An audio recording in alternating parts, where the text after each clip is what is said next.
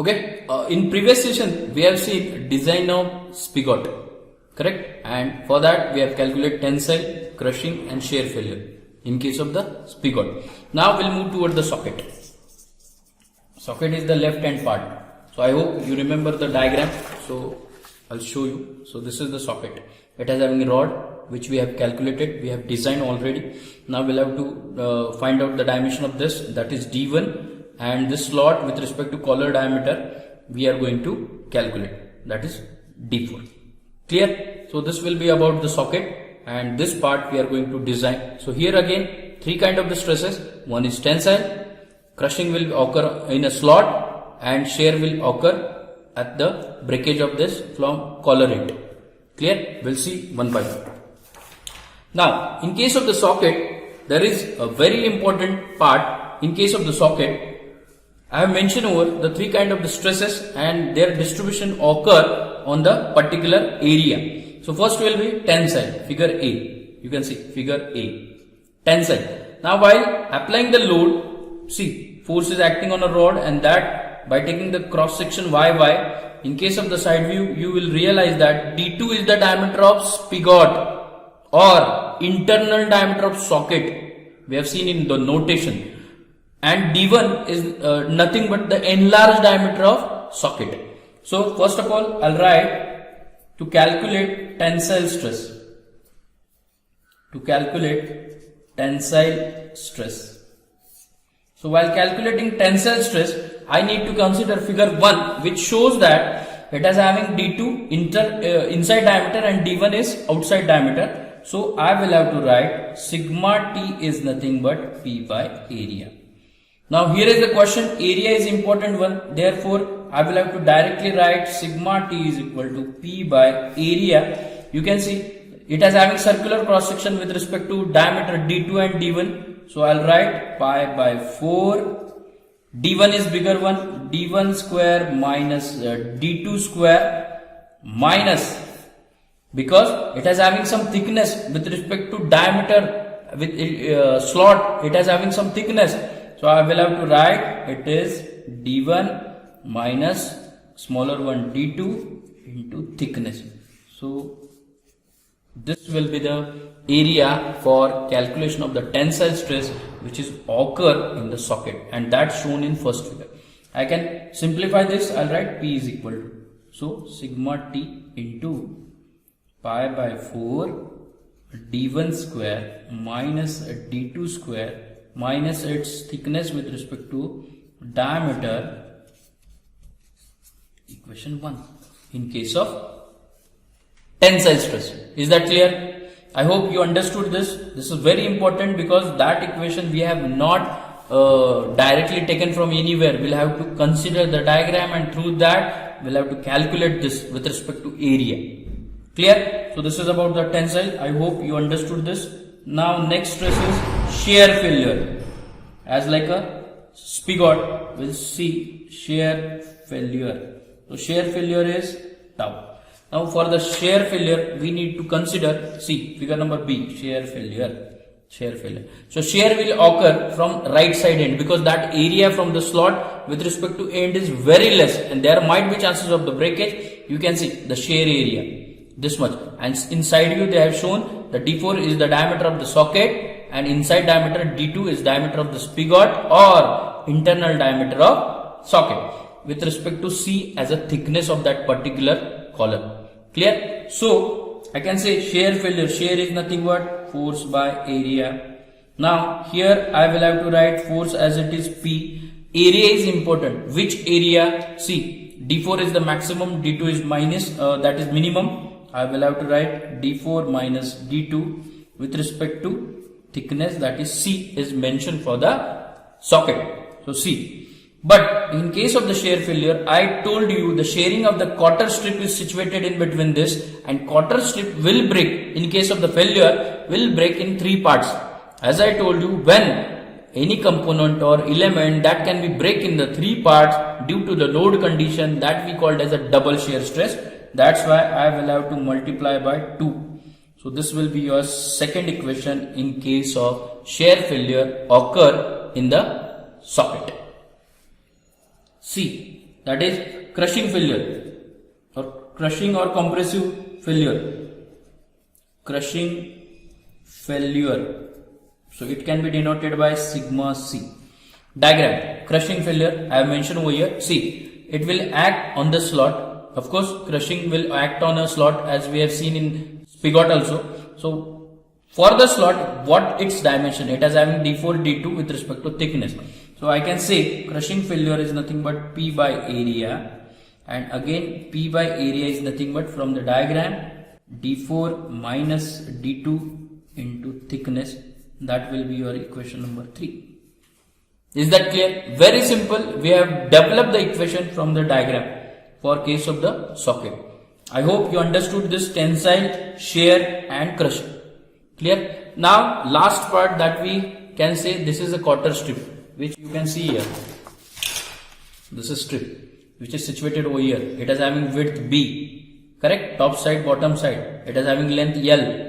So we'll have to design. Of course, for the shear case we can design, tensile also we have designed, and bending also we can design. But for here we'll have to consider shear first and then bending also, because breaking will occur after bending.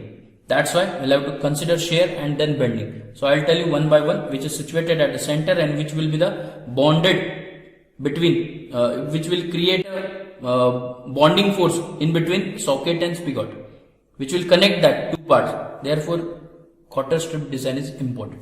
So first of all, by using shear stress, I'll tell you, see, shear failure. So in case of the diagram, this is the top part 1, middle part 2, bottom part 3. So of course, while in case of the breaking condition, it might be break in the 3 parts. It will be breaking. So that's why it has having double shear stress. While in case of the double shear stress, you can see it is having width B with respect to thickness and the force conditions they have mentioned for the balancing. So here, if I want to calculate the shear failure occur in a quarter, shear failure occur in a quarter is equal to force by area. So force is again P.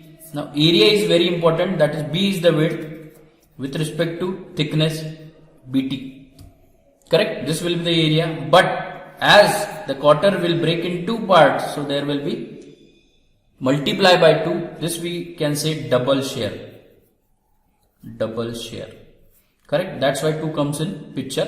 So this will be the equation. So I can write tau of the quarter is equal to P by 2 into BT. So what will be the width of quarter? I can see like this. B is equal to P by 2 tau T. So here also I can get the width of quarter.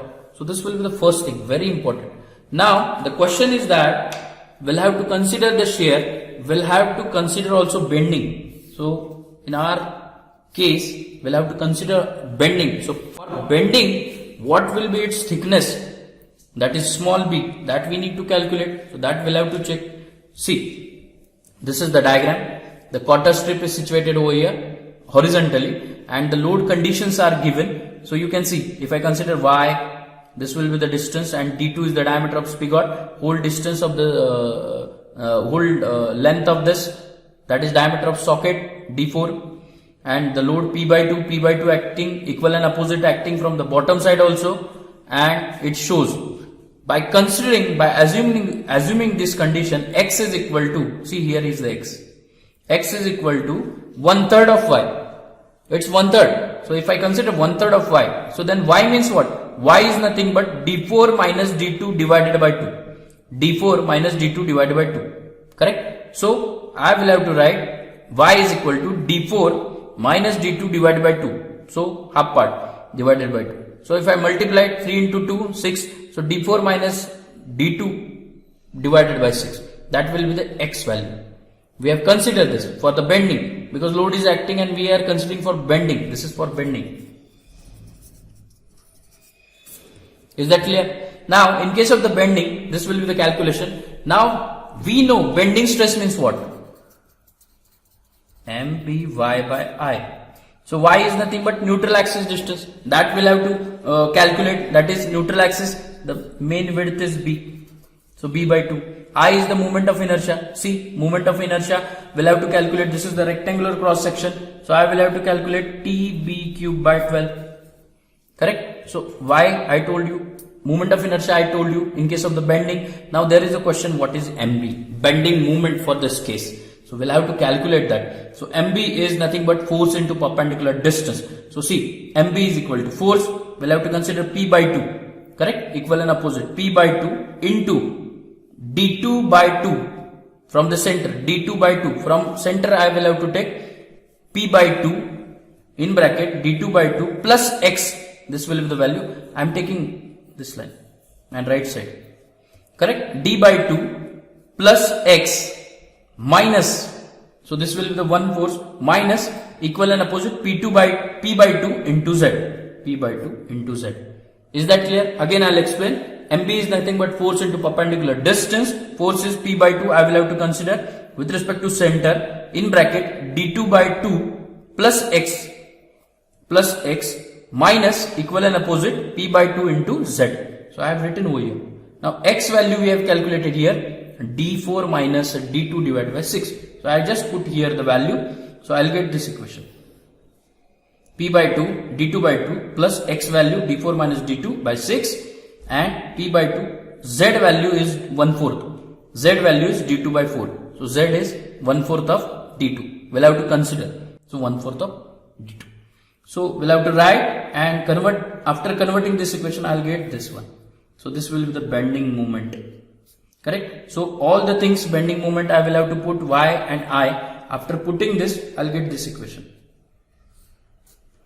Clear? And through which I am going to calculate the width.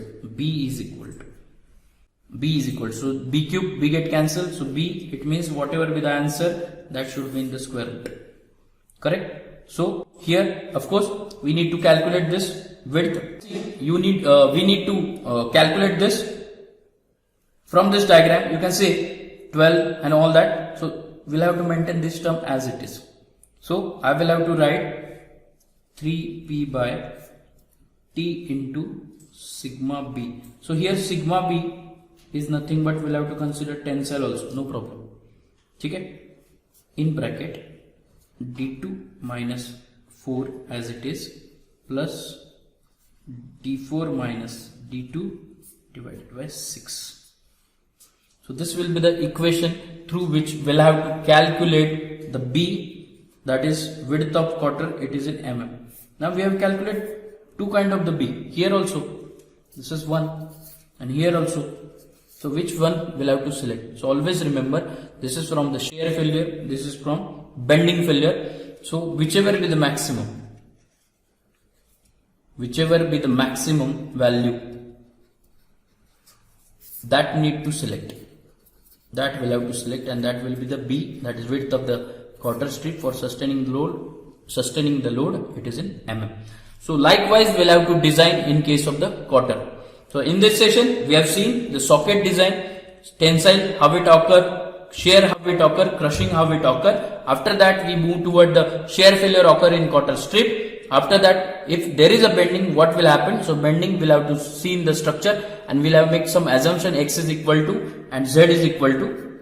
So these assumptions, and through that assumptions we'll have to calculate bending moment from sigma B is equal to bending stress, because bending moment is related to bending stress. Sigma B is equal to MBY by I. We have calculated Y, neutral axis distance, I, moment of inertia from the cross section, and MB is from the force into perpendicular distance. After putting all these things, I'll get the B value is square root of 3P by T into sigma B. I told you sigma B we have not considered, so we'll have to take sigma T tensile stress in bracket D2 by 4 plus D4 minus D2 by 6. Clear? So through which we are going to calculate B and select the whichever is the maximum value of B in between shear as well as a bending. I hope you understood this session. So do from your side also by understanding. After understanding, you have to write, draw and calculate the equation from your side. Then it will be helpful for you. Thank you.